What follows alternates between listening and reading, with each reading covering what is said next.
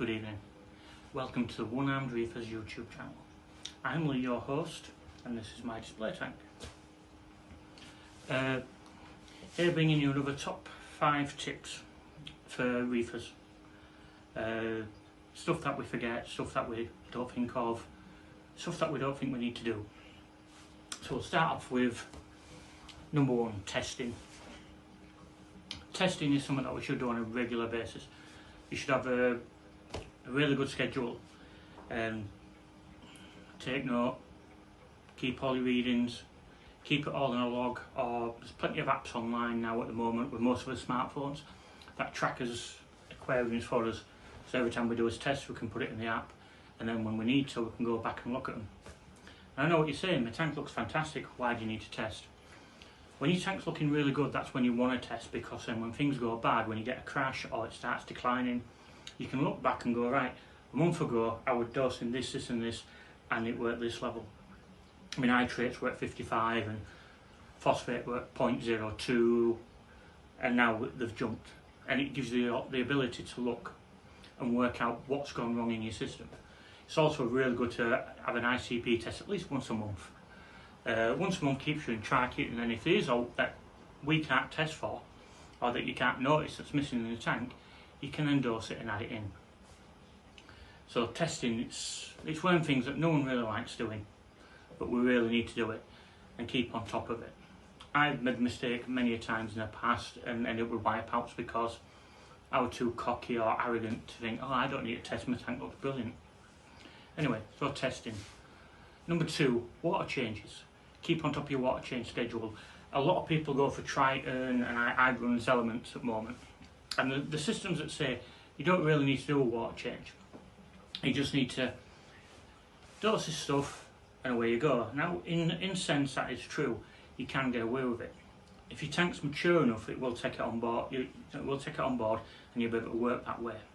But at certain points, you still need to do a water change, because at the end of the day, if you leave that 6 months, that stagnant water in there, that's 6 months old. Not necessarily stagnant, but it's the same water. You know, you wouldn't want to drink that water if you've had it in a container for 6 months, would you? So it's the same for poor fishes and your corals. They like fresh water as well.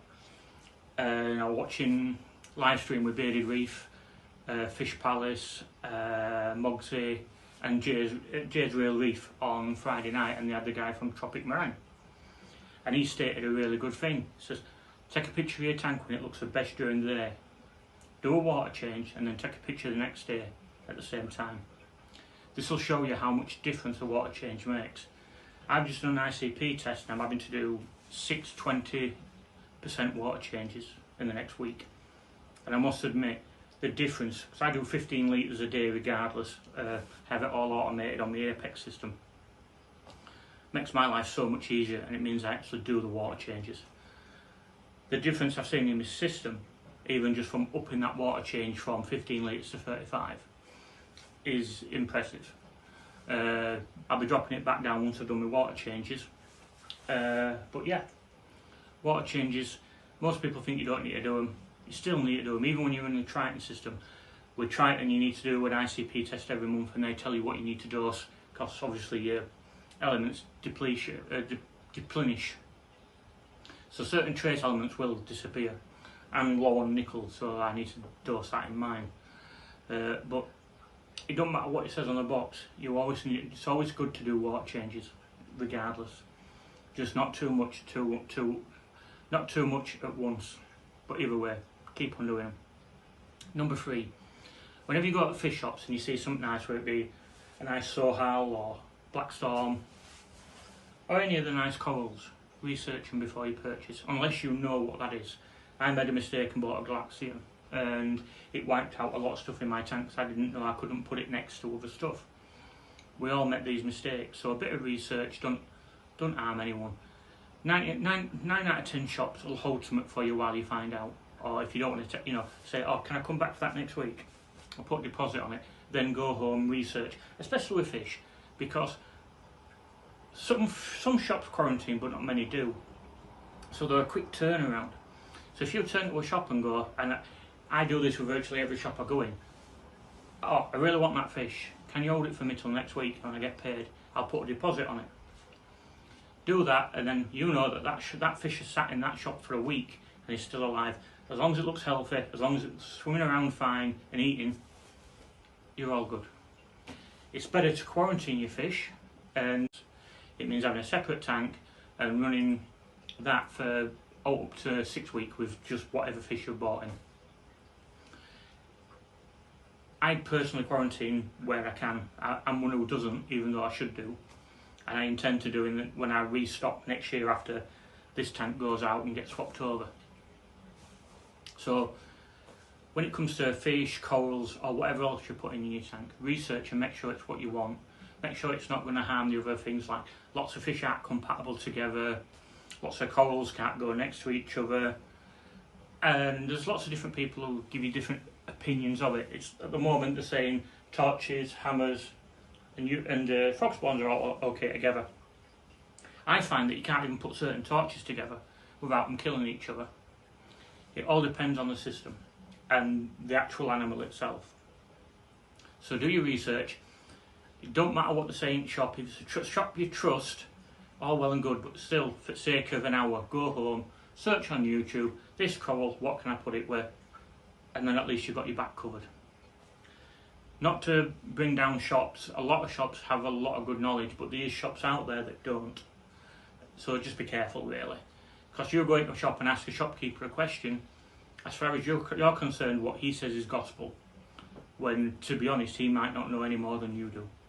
I know this from working in shops myself and not having as much knowledge as I would have liked to be able to advise customers. Something that you don't often hear in shops is to keep the staff going, I honestly don't know. I will one for always saying that. I said, I don't know, but I'll find out. So, research. Number 4. Let's say you're new to hobby, or you've been in it a while and you're not having much luck. You're just not really getting there, or getting where you want to be. Find a reefing buddy. I have a few reefing buddies that I look up to, and I've got a few that look up to me. Find someone who's got a tank similar to what you want, and then do what they do. A lot of people on the forums and in this whole world of marine keeping will turn around and go, oh, you need to do this, you need to do that. When people start giving you advice, the first thing you should ask is, can I see a picture of your tank, please? You usually find a lot of people who give extensive amounts of advice and tell you what you should and shouldn't do. Don't have a tank, or have a tank that doesn't look anything like what you want it to look. You could ask someone a bit of advice and give you loads of information about SPS, but you want to keep LPS like me, or vice versa.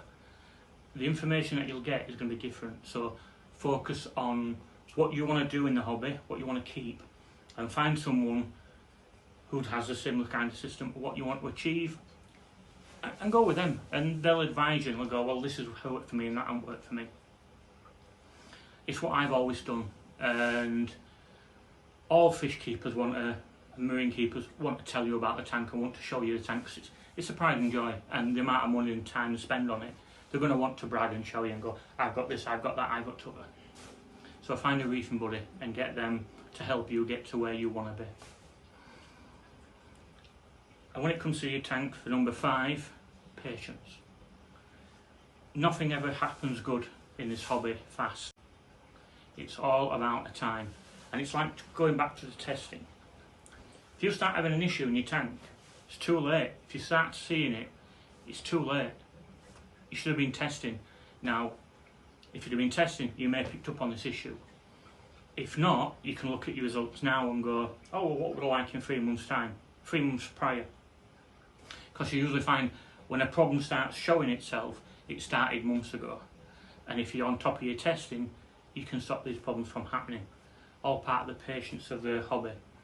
Don't rush it. My tank looks pretty full. It's 18 months old, and that's pretty quick for something like that. But it's still 18 months. So don't go into a shop and think, all right, I'm going to buy that tank and I want it looking like that in space of a week. Because you can do it, but it's not sustainable. You need to give the corals a chance to grow. You need to give them space to grow, and you need to give them the ability to grow. And just chucking everything in a box straight away ain't the way around it. So do it slow, plan what you're doing, plan what you want, think about, well, do I want SPS, do I want LPS, do I want just softies, do I want mixed reef, do I want fish only, or do I just want corals? These are all questions you've got to ask yourself, and take the patience into it, and don't go, some shops will sell you fish straight away, don't do it. You can set up a tank, you can use colony, you can bang a couple of fish in, that's all well and good. But it's better to cycle it. Colony cycles it for you, but once you do that, don't think you can go a week after and put another 30 fish in your tank. It don't work that way. You've got to let the nitrate and the nitrogen cycle to kick in properly and move forward. So, same again, it's all down to patience. Anyway, just a quick one this week, so I'm not feeling up myself today, so, but I don't want to leave you guys hanging. Like and subscribe, comment if you want. If you don't like my videos, tell me, I'm not bothered. I can take criticism off anyone. If you do like them, thumbs up and let me know. Makes me feel worthwhile in doing this. Anyway, all the best. See you next week. Oh, uploads will be every Monday from now on. Okay, thank you.